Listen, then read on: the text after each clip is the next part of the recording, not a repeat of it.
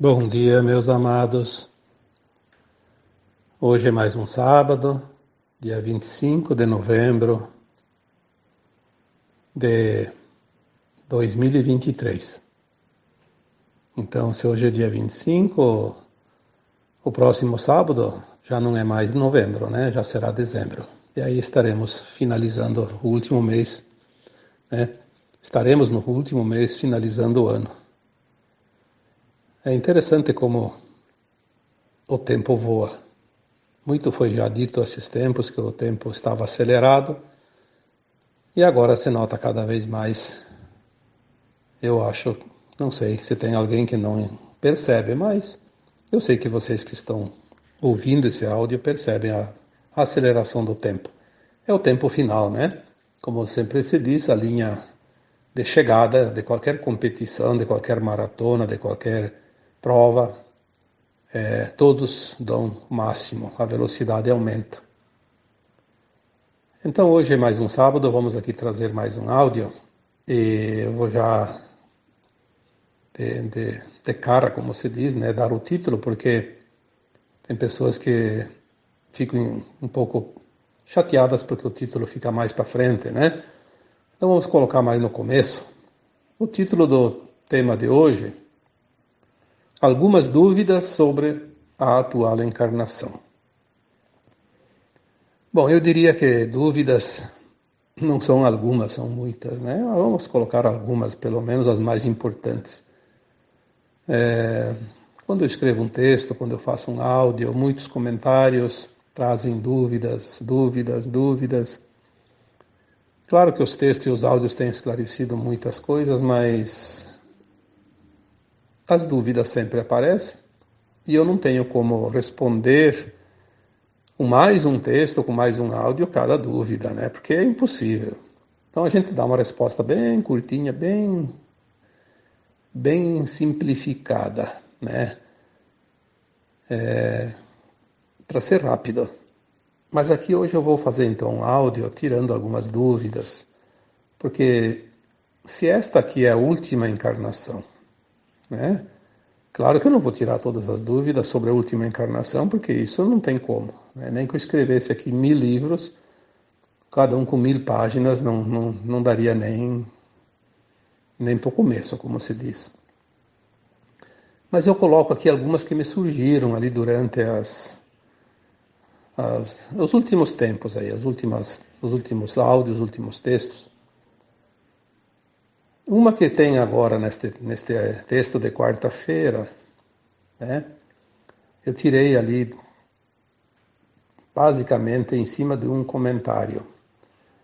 Por que as pessoas fazem planos para vir aqui e ser ruins, ser maus?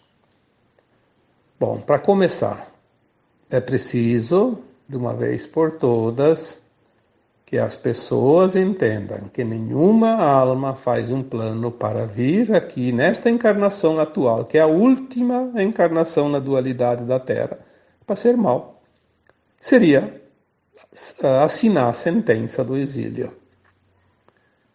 Já foi dito aqui tantas vezes que em alguns tempos de vidas passadas a alma escolhia fazer o papel de bandido ou de mocinho em cada circunstância, porque é o aprendizado na dualidade da Terra. E quando ela vinha experienciar o lado do bandido, como se diz, e não do mocinho, numa determinada situação, ela apenas exercia um personagem para sentir como se fosse real e levar a experiência. Isso nem karma gerou, porque ninguém pode ser punido por aprender uma lição numa escola. Então, aqui é uma escola de almas. É preciso ter essa consciência que faz parte do plano divino esse aprendizado. O grande problema, e aí que está o grande problema que gera karma, que gera dor, que gera sofrimento, arrependimento e traumas depois, é quando a alma que encarna e ela já tem o conhecimento, já tem a consciência que aquilo lá não é correto. E ela faz de novo um gesto, um ato, uma situação, uma ação que é do bandido de novo, né?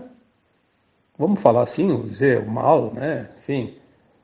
Porque veja bem, a pessoa que não tem problemas psicológicos reais, porque tem uns também que se escondem por trás de certas situações, é um doente, é não sei o quê. Na verdade é um aproveitador, né? Ele se faz de doente para cometer todas as atrocidades. Isso tem, e muito ainda. Esse é o bandido em grau 2. Todas as pessoas em sã consciência sabem tudo o que vai fazer a cada dia, a cada hora, a cada minuto, se é correto, se não é correto, se é lícito, se não é lícito, se é ético, se não é ético, se é moral, se não é moral. Mas convém, porque isso vai abastecer o ego, vai rechear a carteira, vai trazer dividendos, vai trazer promoções, vai trazer status. Aí é o sangue reptiliano, o DNA reptiliano em ação, né? Alimentar o ego, esquecendo da ética e da moral, e depois aí sim vem o karma. Mas a alma não faz nenhum projeto encarnatório para vir fazer algo que vai gerar prejuízo para ela própria. Isso não existe. Não existe em hipótese alguma, porque seria como aquele jogador de futebol ir lá e chutar contra o seu próprio goleiro e fazer gol contra, de propósito, né? Não tem cabimento uma coisa dessas. É preciso entender, porque tudo é lógica. A espiritualidade é a lógica das lógicas. É tão perfeita que não tem nem como a gente não compreender. Porque isso, porque aquilo. Isso é coisa da mente. Arquitetura da nossa mente egóica, que tem os interesses. Então, trabalhando hoje em cima deste tema, vou trabalhar só em cima deste tema. Ninguém faz um plano encarnatório para ser mal nesta última encarnação na dualidade da Terra. Isso é determinante. Seria a mesma coisa que dizer, eu vou lá na escola, mas eu vou lá e assino um documento que eu não vou passar, eu vou reprovar. Então vai na escola fazer o quê? Fica em casa. Por que a pessoa iria reencarnar se ela vem com o propósito de cometer certas ações que remeterão ela ao exílio, não à ascensão da alma? Então já vai, espera lá, né, o Uberzinho que leva lá para o planeta de provas e expiações, e economize tempo e economize sofrimento, porque a alma, para reencarnar, ela precisa passar por um processo de adensamento. É muito pior isso do que a morte depois do corpo, né, quando a alma desencarna. O desencarne não dói nada. Agora, reencarnar dói. Então, isso é ponto, né? O que a pessoa vem fazer aqui, a pessoa porque está encarnada, é uma pessoa, um ser humano. Mas a alma que está encarnada, né? O que essa alma vem fazer aqui, nesta última encarnação na dualidade? Ela vem para vencer as suas últimas provas, para ser habilitada à ascensão para a nova terra, um mundo de regeneração, não mais de provas e expiações. Então, quando ela vem aqui e ela comete algo que de fato não é uma coisa boa, tipo roubar, matar, trair, enganar as pessoas. E como no tema que foi colocado na quarta-feira sobre o narcisismo, aquela pessoa que é narcisista, que é controladora, ela não colocou isso no papel como vou lá e vou fazer isso. Não, ela colocou no papel exatamente o contrário. Eu ainda preciso passar por essa prova que eu reprovei em outras vidas. Então eu vou enfrentar a prova.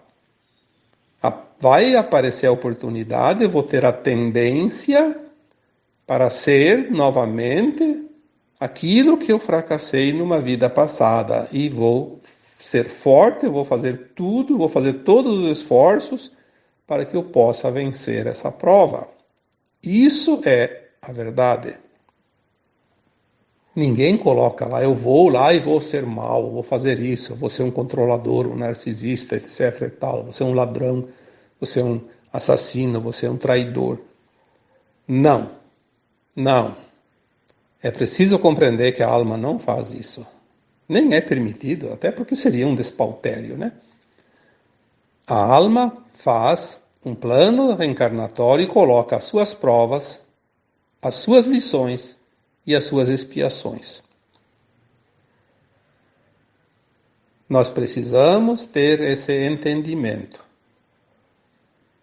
Precisamos compreender que o que é prova? A prova é superar a falha, não superada em outras vidas anteriores. A dificuldade que a pessoa encontra é o caminho mais curto para vencer todas as provas e fazer os aprendizados e as lições. Então, a pessoa tem dificuldade. Bom, dificuldade não é resgate e também não é prova. A dificuldade é um caminho escolhido que encurta o trajeto. A alma precisa aprender uma lição, precisa passar numa prova, precisa espiar uma ação do passado. Então a dificuldade é o caminho mais curto. Ele é mais difícil. O caminho mais longo é mais tranquilo, mas demora. E agora a alma tem pressa. Todas as almas encarnadas, mesmo que não saibam exatamente o que estão fazendo aqui, mas elas estão apressadas. Porque elas sentem que algo está para vir muito em breve. E elas precisam andar depressa. Senão o tempo vai passar e não vai dar tempo de fazer o que foi planejado. E é preciso encerrar esse ciclo. Já o sofrimento não é nenhuma prova, nenhuma lição. O sofrimento nesta encarnação atual é um pagamento, chama-se resgate, dentro da lei de ação e reação, da causa e efeito. Algo ainda pendente. Causamos dores, causamos de sofrimento, causamos danos, machucamos alguém, algo, ofendemos a natureza, os reinos, enfim, ficamos na dívida numa vida passada. E o sofrimento é uma escolha da alma para esta encarnação se garantir. Pagar de uma vez é a moeda mais cara, mais valiosa, mas é também a mais dolorosa, porque dói. Mas é também uma garantia. Paga-se a conta, né? Porque com dívidas kármicas, com dívidas de alma, não se faz a ascensão. Claro que algumas coisinhas mínimas ali ainda tem, né, outras moedas, mas quando a dívida é graúda, aí tem que usar uma moeda de muito valor. E aí a dor, o sofrimento, a doença, tudo isso são moedas valiosíssimas nessas horas. Então o sofrimento é sempre um resgate. Sofrimento. Não vamos colocar aqui sintomas, dificuldades, como já falei ali, que a dificuldade é apenas a escolha de um caminho mais curto para apressar, né? O sofrimento é sempre um resgate. Vamos dar outros exemplos de provas. A riqueza e a pobreza. Por que tem ricos e por que tem pobres? Se a Terra é um planeta feminino, A consciência é Gaia, é mãe. E por que os seus filhos passam por essas situações? Então a riqueza e a pobreza são provas. É uma prova num lado e no outro da moeda. São polaridades. A riqueza é uma experiência já vivida anteriormente, tanto na riqueza quanto na pobreza. E a pobreza é a mesma coisa. É uma experiência vivida anteriormente, tanto na riqueza quanto na pobreza. Elas são muito parecidas no seu aspecto. Por que ela aparece hoje? Vamos aqui dar alguns exemplos para que todos possam compreender. Se numa vida passada você foi rico e abusou do dinheiro, usou o dinheiro para o mal, para se aproveitar, para fazer ações que não são dignas, não são éticas, não são morais. Ou foi muito egoísta, podia ter colaborado com mais coisas boas e ao mesmo não fez nada, pelo contrário. Mesmo vendo outras pessoas sofrendo, precisando, você deu de ombros, não colaborou com nada. Aí numa outra vida você veio e pagou o resgate, veio pobre, miserável. Aí você não aceitou, se rebelou, se revoltou, porque os outros têm, eu não tenho, porque eu sou excluído, porque eu sou um pária da sociedade, porque isso, porque aquilo, e porque sempre tem, né? A gente sabe. Não vamos aqui dizer tudo o que a gente sabe, porque não é necessário. Mas há sempre uma não aceitação. Então agora ele tem mais uma chance. Bom, agora a alma escolheu. Eu já sei o que é ser rico, já sei o que é ser pobre. Falei, não fiz bem quando eu fui rico, não fiz bem quando eu fui pobre porque não aceitei. Então agora eu vou lá ser rico de novo e vou realmente fazer o bem. Colaborar, cooperar, porque agora nós entramos numa faixa nova da Terra, uma linha de tempo nova, um mundo de regeneração, mais de provas e expiações. Então, nós vemos hoje quantas pessoas têm posses, têm condições, já estão ajudando, cooperando, colaborando, porque elas estão fazendo o seu papel. Pediram para ter recursos, além da necessidade, estão ajudando outras pessoas, outras situações, condições, enfim, né? A gente vê tanto isso já, cada vez mais.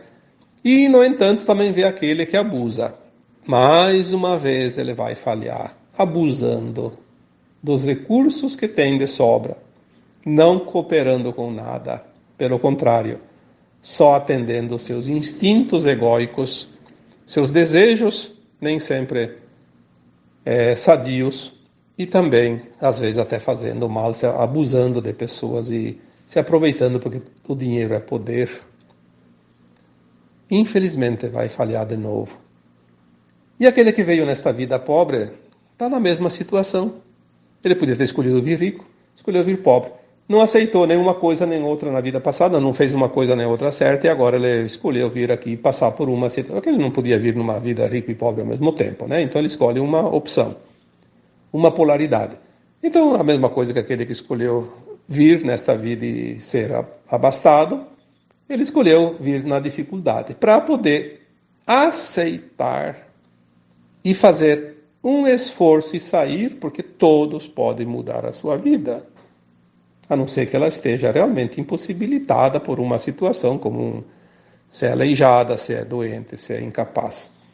Mas se tem capacidade física e mental, ela pode mudar a sua vida, sim. Não adianta ficar lastimando, ficar se rebelando, porque existem as possibilidades que ela mesma traçou, basta ir atrás. Mas ela desiste, então ela falha novamente. Ela falha, ou ela se rebela, falha também. Ou ela se revolta, ataca, vai roubar porque trabalhar é muito duro e ganha pouco. Aí vai falhar de novo, infelizmente. Então nós temos que olhar essas situações com um olhar mais alargado ver o drama e não fazer parte do drama, porque tudo é aprendizado, mesmo que a gente já tenha tanto conhecimento, tanto aprendizado, ainda tem algumas liçõezinhas, senão a gente não estaria encarnado, né?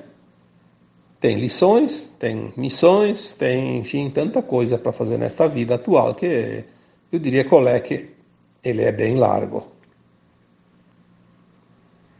Então, tanto a riqueza quanto a pobreza são provas ainda não vencidas. Precisa validar definitivamente na condição que está, sempre praticando o bem, fazendo o seu melhor. Se está na pobreza, vai atrás, tu tem condições, você pode. Ninguém vem com uma missão impossível de encarnar, isso não existe. Tem, sim, possibilidades. Tem a dificuldade? Tem, mas tem as possibilidades. E se tem muito recurso, saiba usar os recursos para beneficiar, cooperar o máximo possível. Por quê? Até porque quando você morrer ou desencarnar, né, que é o correto, não vai levar nem um talão de cheque dentro do caixão, né, que dirá o cartão de crédito e o que dirá mala de dinheiro, né? Então, seja razoável, seja coerente, seja pelo menos racional. Aí tem também os resgates coletivos. Quantas coisas estão acontecendo, né? Quanto já foi falado também aqui, escrito também, texto sobre as provas coletivas, os karmas coletivos, os resgates coletivos. É uma encarnação só que ainda falta para terminar, que é essa. Então não tem mais tanto tempo. Então nesta encarnação vai acontecer de tudo. Tudo o que tem que acontecer para essas 7, 8 bilhões de almas que estão encarnadas na Terra atualmente. Precisa acontecer as coisas. Então vai acontecer problemas climáticos, vai acontecer tragédias, desastres, vai acontecer tanta coisa, né, que a gente sabe. Mesmo aquelas situações tipo aqueles conflitos, né, que tem aqui e ali, já teve na Síria, já teve na Jordânia, já teve lá na Turquia, já teve no Iraque, já teve no Afeganistão, já teve em outros países também, né, e ultimamente lá na Ásia lá, né, temos 2 agora, né, que estão lá. Vão finalizar, mas ainda estão ativos, né? Que a gente sabe. Eu não vou aqui ficar falando, porque todo mundo sabe. Mas quantas pessoas pagando um karma coletivo numa situação e sempre dizem assim, somos inocentes. Sim, nesta atual encarnação, ainda bem que são inocentes, senão estariam perdidos, né? Eles pagam a conta devedora desta forma. É a forma mais rápida. Não há acaso, não há imprevisto, não há sorte, não há azar no nosso destino. Existe sempre um projeto de alma individual e também alguns coletivos. Então, os resgates coletivos são almas que tinham que passar por aquilo e elas escolhem encarnar numa determinada região do planeta, num determinado país, numa determinada cidade. Acontece, como agora, por exemplo, lá no Rio Grande do Sul, a cidade de Gramado, uma cidade linda, maravilhosa, né? Talvez uma das cidades mais bonitas do Brasil e do planeta. Pessoas que gostariam de morar lá. Quem que não gostaria de morar em Gramado? É o sonho de consumo de cada um, né? De todos. Agora tem lá 4 ou 5 bairros condenados porque as pessoas não podem mais voltar para casa, porque a terra está rachando, porque está perigando desmoronar aqueles moros, tudo. E está acontecendo, sim. Acontecendo coisas incríveis. Eu vi ali as imagens de ali também perto, na região ali de Gramado, só que não em Gramado. Um deslizamento numa montanha que é puro mato. 1 quilômetro. Levou todo o mato e a terra. Coisa de não acreditar. Mas acontece. Por quê? Porque as coisas precisam acontecer dentro daquilo que está programado. Então aquelas almas que passam numa tragédia coletiva, elas sabem do futuro antes de encarnar o que vai acontecer. E elas escolhem o lugar que elas devem estar, o tempo que elas devem estar lá. E todas que precisam passar, passam. E aquelas que não precisam passar, não estão lá, ou não foram para lá, ou sei lá. Né? Tem algumas que não estão lá, mas estão passeando lá e acontece. Não é acaso, é plano de alma. Projeto encarnatório de cada alma. Aí entra também as dificuldades nos relacionamentos, que daí falamos bastante no texto de quarta-feira. Quanto relacionamento tumultuado ultimamente. Ali tem, como eu sempre coloco, nos textos, nos áudios, as famílias, porque vamos falar assim, relacionamento é família, seja lá marido e mulher, seja pais e filhos, seja irmão, seja todos, o grupo. As famílias são laboratórios de alma. Não tem como não trabalhar. Porque se tu tem uma encrenca com um vizinho, com uma pessoa de rua ali que você encontrou e se desentendeu, mesmo num emprego, você pode nunca mais ver aquela pessoa, então saiu de perto, acabou. É uma coisa fortuita, mas família não tem. Você pode ir onde você quiser, teu pai é sempre teu pai, tua mãe vai ser sempre tua mãe, teu filho vai ser sempre teu filho, teu irmão sempre teu irmão. E marido e mulher pode ser esse. Mas tem ligação, porque tem laço, porque tem isso, tem aquilo, tem interesses, e sempre vai ter uma encrenquinha para resolver. E ali entra também a questão dos controladores, dos narcisistas, dos ciumentos, dos avarentos, enfim, dos exploradores, e tem de todo tipo. Porque a dificuldade no relacionamento tem duas coisas. Ou três, vamos botar três, porque sempre tem quase as três, né? Ou é uma prova, ou é uma expiação, um resgate, ou então é uma lição. Aquele que está sofrendo, ou ele tem resgate, ou ele tem uma lição ainda a ser aprendida, uma aceitação ali de alguma coisa. Ou então também ele pode estar ali numa missão para tentar ajudar aquela alma que está ajudando dele. Porque a alma, quando vem, que é missionária, ela é uma alma muito especial em relação a outra que vai sofrer as ações dela. Tipo, um marido ou uma esposa narcisista, porque o tema essa semana foi isso, né? Aquela alma que está sofrendo o abuso daquele narcisista pode estar ali numa missão, tentar ajudar aquela alma a sair dessa prova. Porque o narcisismo é uma prova. Não tem nada de lição, ele já aprendeu a lição. As lições acabaram, eu já disse aqui que as lições de dualidade nós já encerramos. Agora, aquela pessoa que está se comprazendo no mal, ela já sabe que está fazendo mal. E talvez uma pessoa que vem nessa vida desse narcisista pode ajudar ela a sair. É difícil. E eu digo que raramente consegue. Mas de vez em quando alguém consegue salvar uma alma. Né? Já é bastante. Uma alma salva é importante. Parece uma ironia, porque no meio de tantos bilhões, mas é importante para o plano divino. Então ela pode estar ali para tentar ajudar. Então ela fica. Ela sofre, ela sabe que o certo seria fugir dali o quanto antes, mas ela fica e fica e fica. Por quê? Porque no fundo, ela sente que ela poderia ajudar aquela alma ficando mais um pouco ali. Então ela está ali em missão. Mas na maioria dos casos é resgate mesmo, tá? Aquele que foi narcisista numa vida passada, controlador, agora ele ainda tinha essa conta, então ele está ali resgatando. Mas não precisa ser para toda a vida. Resgate é assim, sofreu, entendeu, compreendeu, aceitou, deixou, soltou, pronto. Esse negócio da vida toda já era nas vidas passadas. Nessa aqui tem tanta coisinha para fazer que não podemos ficar a vida toda resolvendo uma situação. Tem outras situações para ser resolvidas.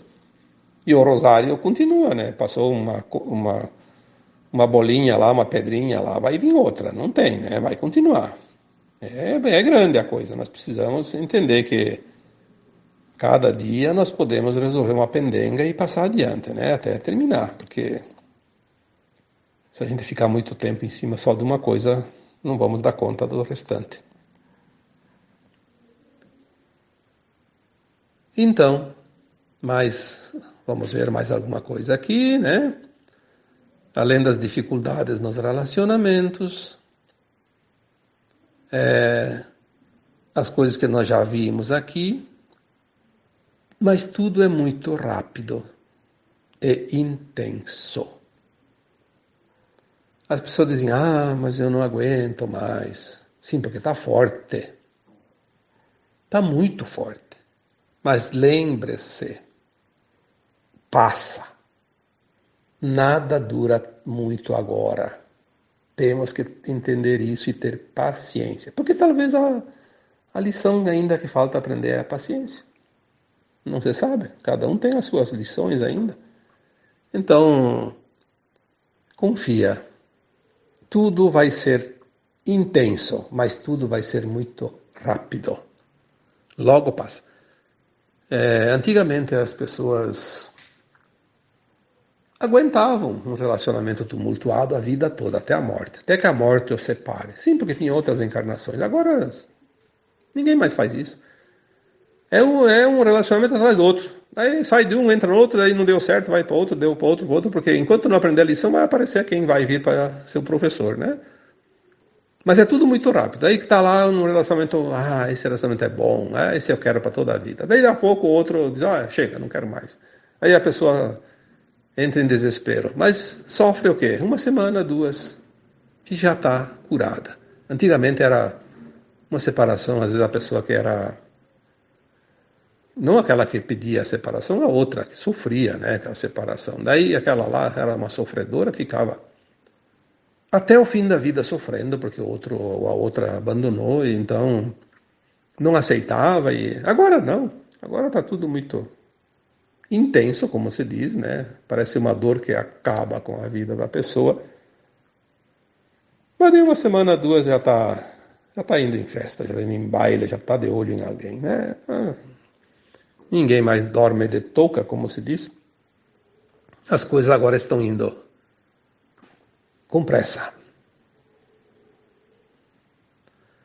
E só para, então, fazer mais um complementozinho, porque alguém me pediu lá que, porque o narcisista é aquele que só se acha o mais belo, a mais bela do mundo. É uma adoração de si mesmo. Sim, se a gente vai procurar a definição de narcisista, é aquele que acha que ele é a pessoa mais linda do mundo. Pronto. Só que não é bem assim. O narcisismo ele tem desdobramentos.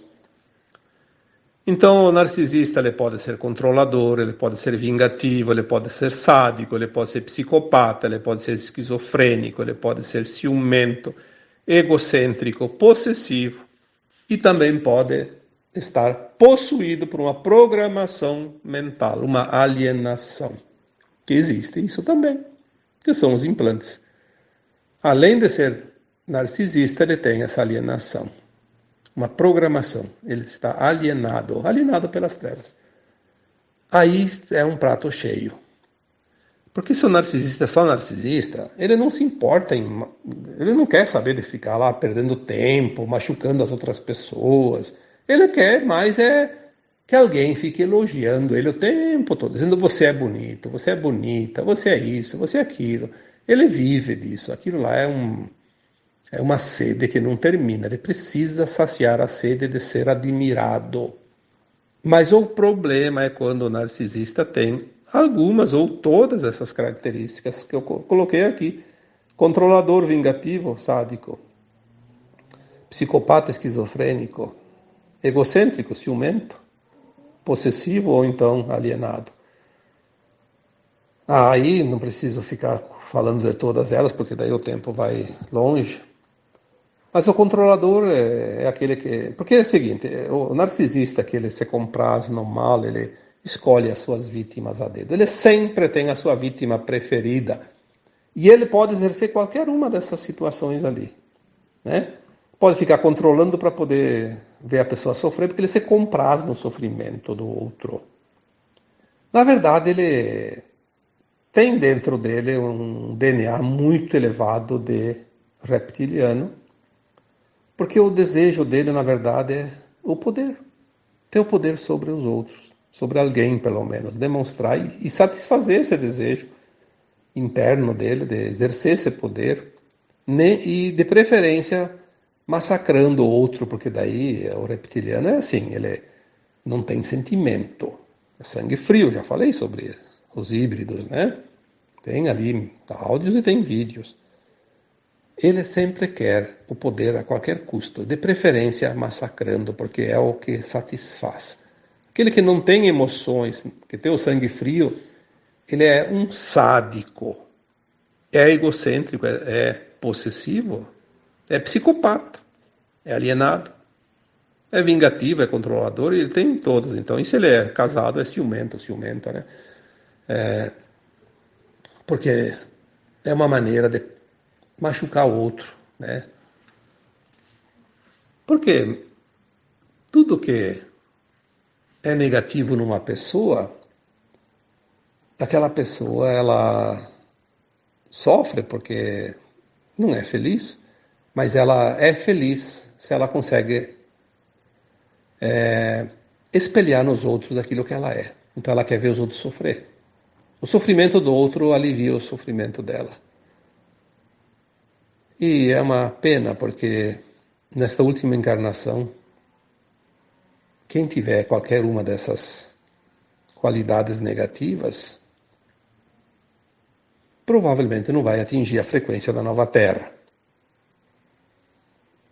É a última encarnação. Por isso, o título desse áudio de hoje é tirar algumas dúvidas sobre a atual encarnação, porque essa encarnação é decisiva. A separação do joio e do trigo é feita nesta encarnação. Todo mundo vai ser o joio ou o trigo. Não vai ter nenhuma outra semente ali dentro. É, de fato, dois destinos, duas linhas de tempo. A nova terra ou uma que leva ao contrário, longe. O exílio. Tá bom? Eu espero que algumas dúvidas tenham sido sanadas, porque